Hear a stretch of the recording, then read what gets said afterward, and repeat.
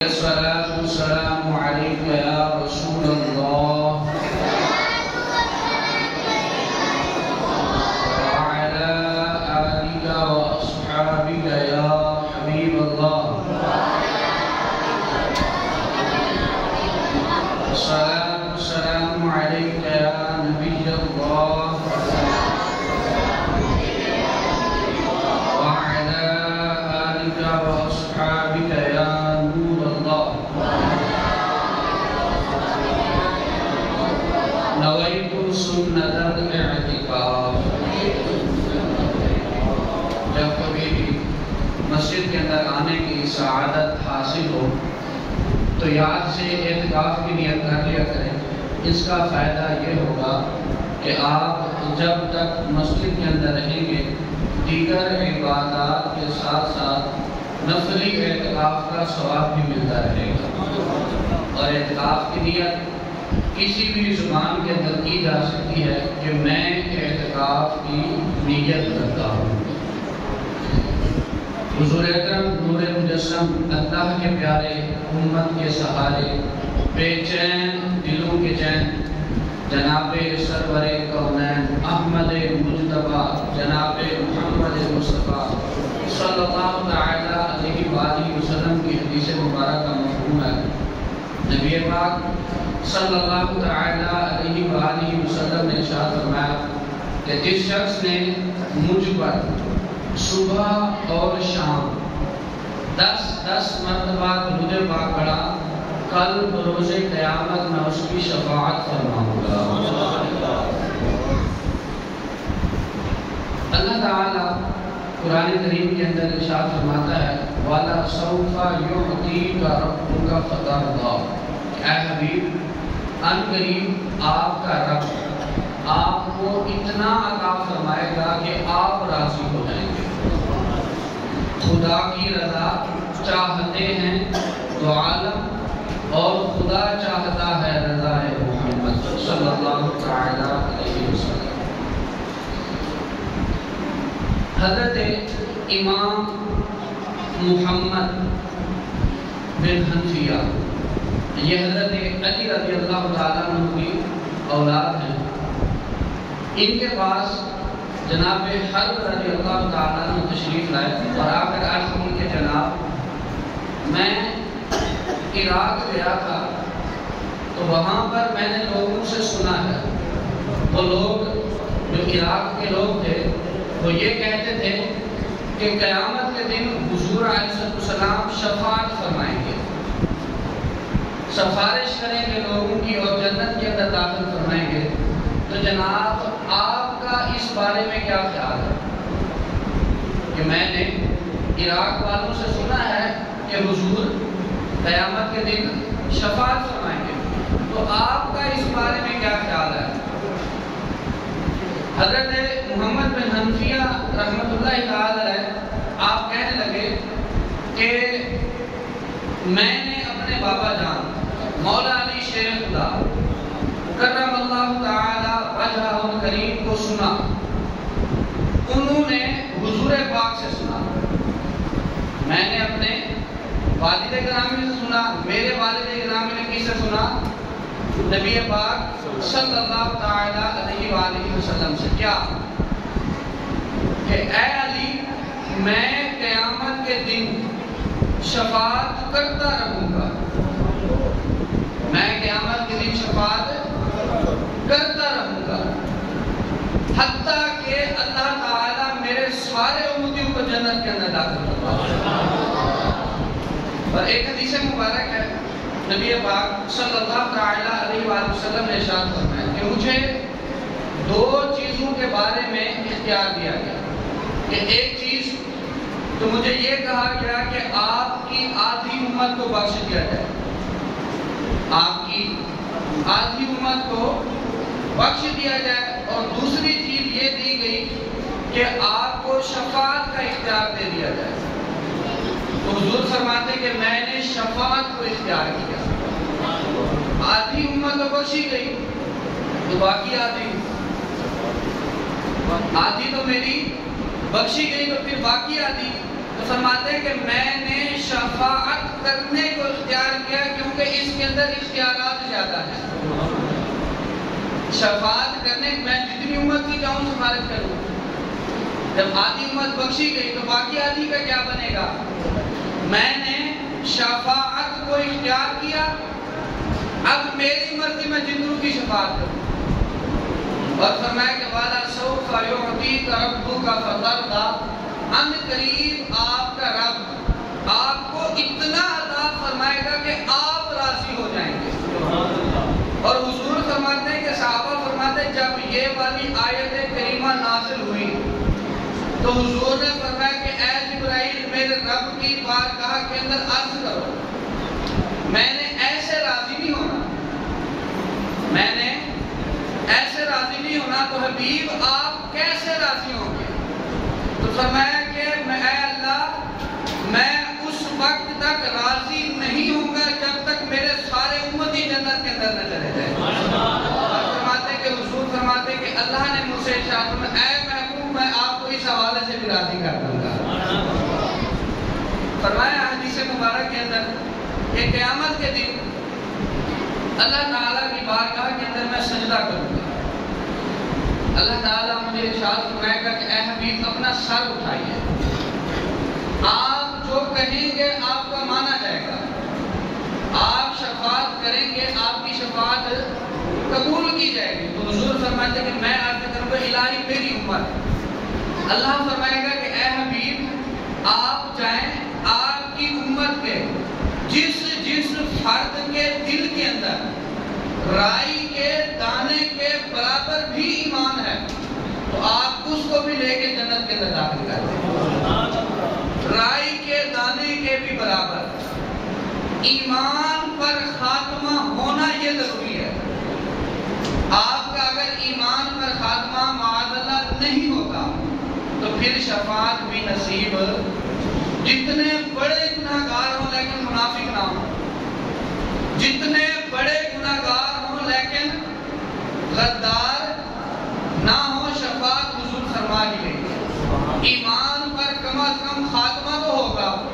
حضور فرماتے ہیں کہ حضرت آدم علیہ السلام عرش الہی کے سائے میں کھڑے ہوں گے، سبز رنگ کا آپ نے جبہ پہنا ہوگا، لباس پہنا ہوگا، اور آپ لوگوں کا حساب کتاب دیکھ رہے ہوں گے. اتنے میں آپ دیکھیں گے کہ ایک شخص کے نامہ اعمال کھولے جائیں گے، اس کی برائیوں کا جو پلڑا ہوگا وہ بھاری ہو جائے گا، نیکیاں کم. اللہ تعالیٰ ارشاد فرمائے گا کہ اس کو جہنم کے اندر داخل کر کے دے. نامہ اعمال تولے گئے، اب فیصلہ کیا ہوا کہ اس کو جہنم کے اندر داخل کر دیا جائے گا. آپ فرماتے ہیں کہ حضرت آدم علیہ السلام جب دیکھیں گے تو اس امتی کو پہچانیں گے اور کہیں گے کہ یہ تو محمد مصطفیٰ صلی اللہ علیہ وسلم کا امتی ہے، یہ تو آخری نبی جناب محمد مصطفیٰ صلی اللہ تعالی علیہ وآلہ وسلم کا امتی ہے، اور اس کو جہنم کے اندر ڈالا جا رہا ہے. اور فرماتے ہیں کہ حضرت آدم علیہ السلام مجھے صدا لگائیں گے، مجھے آواز دیں گے کہ اے محمد صلی اللہ علیہ وسلم آپ کا امتی، آپ کا امتی، آپ کا امتی. حضور فرماتے ہیں کہ میں متوجہ ہوں گا، اب میں فرشتوں کے پاس جاؤں گا اور میں فرشتوں سے کہوں گا کہ اے فرشتوں ٹھہرو ذرا، اس کے نامہ اعمال کو دوبارہ تولو، اس کے نامہ اعمال کو دوبارہ تولو. فرشتے عرض کریں گے کہ یا رسول اللہ صلی اللہ تعالی علیہ وآلہ وسلم اس کے نامہ اعمال کو تولا گیا ہے، اس کی نیکیاں کم ہیں، اس کے گناہ زیادہ ہیں. حضور فرمائیں گے کہ میں پھر بھی کہہ رہا ہوں اس کے نامہ اعمال کو دوبارہ تولو. فرشتے عرض کریں گے یا رسول اللہ ہم تو حکم کے پابند ہیں، ہمیں رب نے یہ حکم دیا ہے کہ اسے جہنم کے اندر داخل کر دو. اب صحابہ فرماتے ہیں، حضور فرماتے ہیں کہ میں اپنی داڑھی کو پکڑ کر غمگین انداز میں گردن جھکا لوں گا اور ادھر سے میرے رب کی طرف سے پیغام آئے گا کہ جیسے میرے حبیب کہتے ہیں فرشتے ویسے ہی کیا کرو.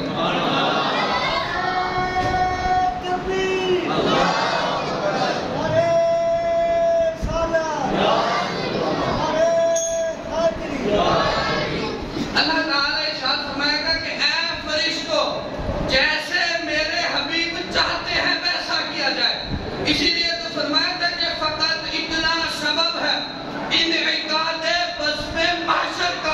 کہ ان کی شان محبوبی دکھائی جانے والی ہے، کہ آج میدان محشر کے اندر دکھایا جائے گا کہ اللہ کو اپنے حبیب سے کتنا پیار ہے۔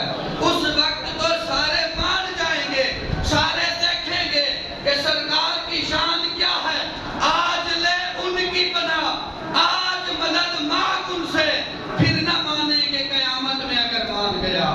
قیامت کے اندر جب تو دیکھے گا کہ آج تو حضور کی شان و شوکت ہی وکری ہے، دنیا کے اندر تو کلمہ بھی پڑھا کرتا تھا، لیکن حضور کی شان کو بڑھانے کی بجائے حضور کی شان کے اندر نقص بھی تلاش کیا کرتا تھا۔ آج تو مانے گا کہ اسی کی شفاعت قبول کی جائے گی۔ اعلیٰ حضرت فرماتے ہیں پیش حق مجدہ شفاعت کا سناتے جائیں گے، آپ روتے جائیں گے، ہم کو ہنساتے جائیں گے۔ اب حضور فرمائیں گے کہ اس کے نام اعمال کو دوبارہ تولا جائے، نام اعمال دوبارہ تولے جائیں گے، لیکن معاملہ پھر بھی وہی ہوگا، کیونکہ نا انصافی تو رب کے ہاں کی نہیں جاتی۔ اب نام اعمال پھر تولے جائیں گے اور حضور دیکھیں گے کہ امتی کا معاملہ پھر بھی وہی ہے کہ اسے جو ہے وہ جہنم کا حکم نامہ آئے گا۔ اب حضور اپنی جیب سے چٹھی نکالیں گے، ایک چٹھی نکالیں گے، اس پر کچھ لکھا ہوگا۔ حضور وہ چٹھی اس کے نیکیوں والے پڑھنے کے اندر رکھ دیں گے، اس کی نیکیوں کا پلہ بھاری ہو جائے گا۔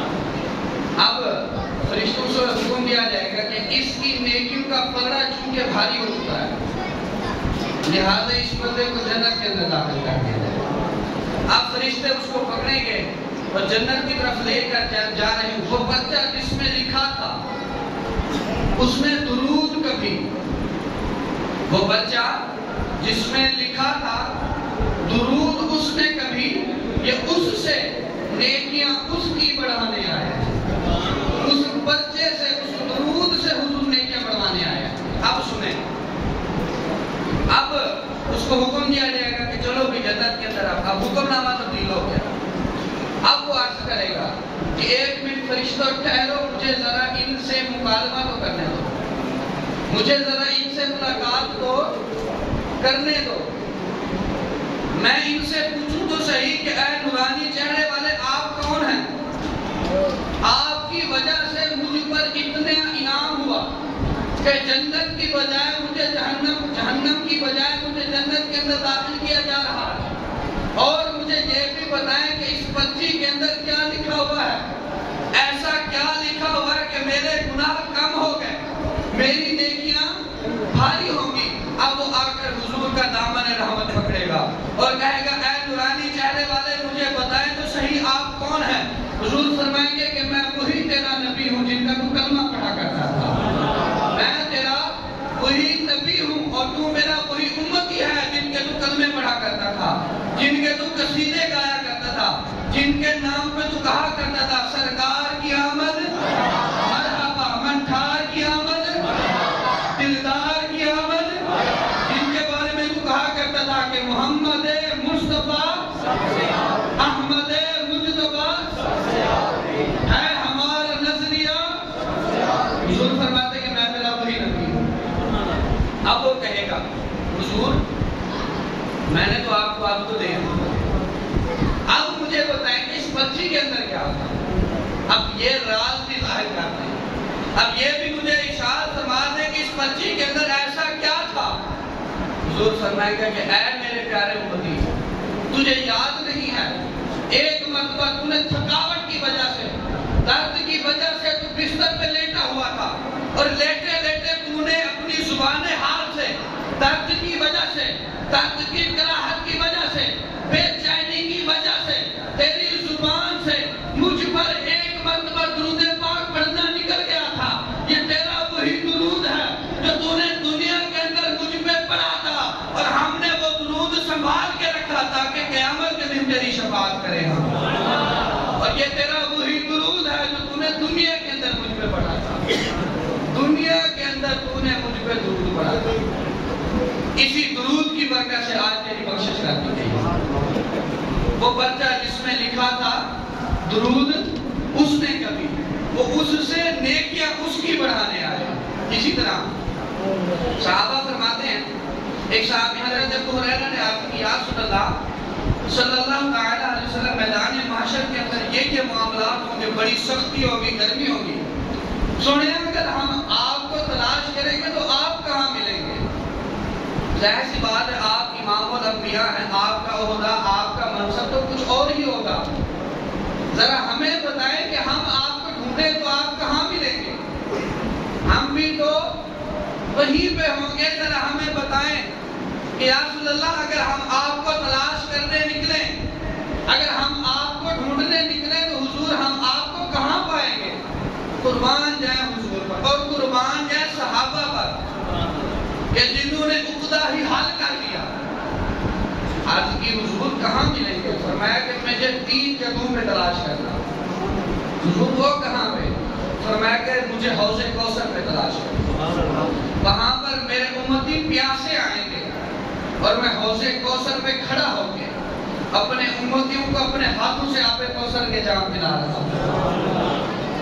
تمنا دل ارشد بس اتنی ہے سرے کوثر. تمنا دل ارشد بس اتنی ہے سرے کوثر. جب آقا جام کوثر دے لبے اقدس لگا کر دے. حضور فرماتے ہیں کہ میں اپنے امتیوں کو حوض کوثر پر آب کوثر کے جام پلا رہا ہوں.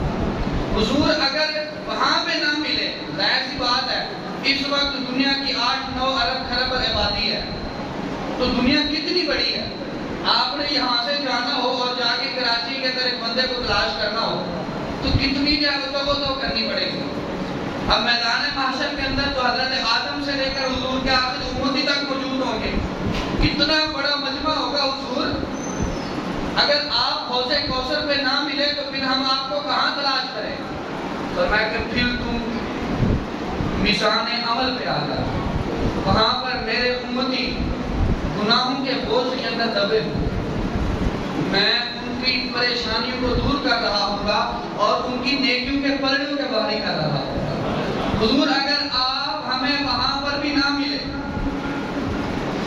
آپ ہمیں حوض کوثر پر بھی نہ ملے، میزان عمل پر بھی نہ ملے تو حضور ہم آپ کو کہاں تلاش کریں؟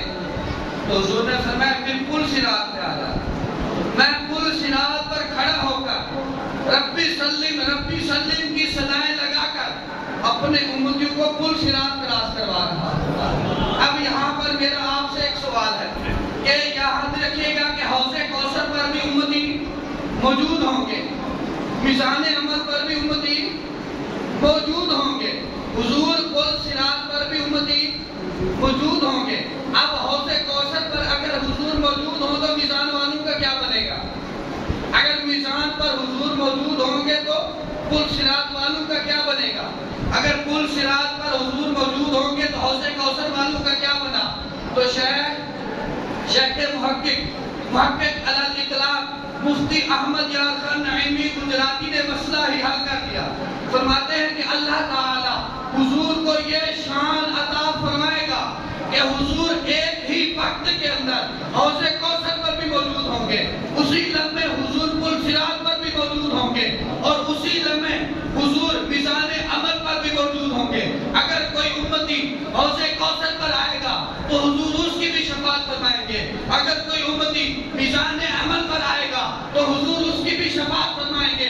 اگر کوئی امتی پل صراط پر بھی آئے گا تو حضور اس کی بھی شفاعت فرما رہے ہوں گے. اور حضور فرماتے ہیں کہ قیامت کے دن تمام انبیاء کرام کے لیے سونے کے ممبر لگائے جائیں گے. سارے کے سارے نبی اپنے ممبر پہ موجود ہوں گے لیکن میرا ممبر خالی ہوگا. صحابہ کہتے ہیں حضور آپ کا ممبر خالی کیوں ہوگا؟ حضور فرماتے ہیں کہ اے صحابہ فقط اس وجہ سے میرا ممبر خالی ہوگا میں اپنے امتیوں کی پریشانی دور کر رہا ہوں گا. اور حضور فرماتے ہیں کہ اللہ تعالیٰ سے قیامت کے دن میں یہ شفاعت کرواؤں گا اور اپنے امتیوں کو جنت کے اندر داخل کروا دوں گا. اسی طرح حضور صحابہ فرماتے ہیں، فقہاء کرام فرماتے ہیں کہ حضور علیہ السلام اپنے امتیوں کو اس طرح تلاش کر رہے ہوں گے. عزیز بچے کو ماں جس طرح تلاش کرے، خدا گواہ ہے وہی حال آپ کا ہوگا. ایک عورت ہو، اس کا ایک ہی بچہ ہو اور وہ بچہ بھی پیارا سونا ہو، اس بچے کے اندر بظاہر کوئی عیب نہ پایا جاتا ہو، کوئی اس بچے کے اندر برائی والی بات پائی ہی نہ جاتی ہو، بڑا پاک صاف ستھرا بچہ ہو، اور اس عورت کا ہو ہی ایک بچہ، اگر وہ بچہ گم ہو جائے،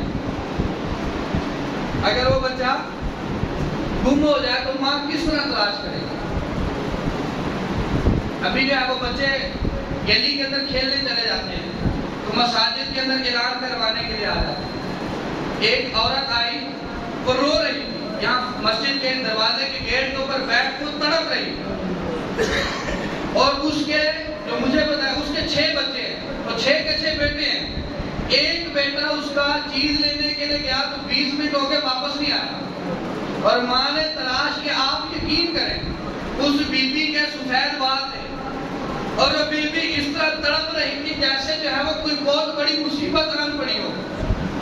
6 بچے ہیں، ایک بچہ تھوڑی دیر کے لیے گھر سے غائب رہا تو ماں کی یہ حالت ہے، اور فرماتے ہیں کہ عورت کا ہو ہی ایک بچہ، فرماتے ہیں جس طرح وہ عورت اس بچے کو تلاش کر رہی ہوگی، فرماتے ہیں کہ یہی حال حضور کا ہوگا، اور حضور دوڑ دوڑ کے اپنے امتیوں کو تلاش کر رہے ہوں گے۔ عزیز بچے کو ماں جس طرح تلاش کرے، خدا گواہ ہے وہی حال آپ کا ہوگا۔ اور فرماتے ہیں کہ پیش حق مجدہ شفاعت کا سناتے جائیں گے، آپ روتے جائیں گے، ہم کو ہنساتے جائیں گے، اور وسعتیں دی ہیں خدا نے دامن محبوب کو، جرم کھلتے جائیں گے اور وہ چھپاتے جائیں گے۔ اور فرماتے ہیں حشر تک ڈالیں گے ہم پیدائش مولا کی بو، حشر تک، ہم حشر اندر بھی، میدان محشر کے اندر بھی، کیونکہ خلد میں ہوگا ہمارا داخلہ، اس شان سے ہم یا رسول اللہ کا نعرہ لگاتے جائیں گے۔ ہم تو میدان محشر کے اندر بھی کہیں گے یا رسول اللہ ہماری شفاعت کیجئے، ہم تو اس وقت بھی کہیں گے یا رسول اللہ انظر حالنا، یا حبیب اللہ اسمع قالنا، اننا فی بحر ہم مغرق خذ یدی سہل لنا اشغالنا۔ ہم تو میدان محشر میں بھی کہیں گے یا رسول اللہ ہم تو دنیا کے اندر بھی آپ کی شفاعت پر ایمان رکھتے تھے، آج میدان محشر بھی ہمیں آپ کا ہی آسرا ہے، ہماری شفاعت کیجئے اور جنت کے اندر داخلہ عطا فرما دیجئے۔ اور حضور فرماتے ہیں جس شخص نے لا الہ الا اللہ محمد رسول اللہ پڑھا، قیامت کے دن میں اس کی بھی شفاعت کروں۔ ایک مرتبہ پڑھنے لگا لا الہ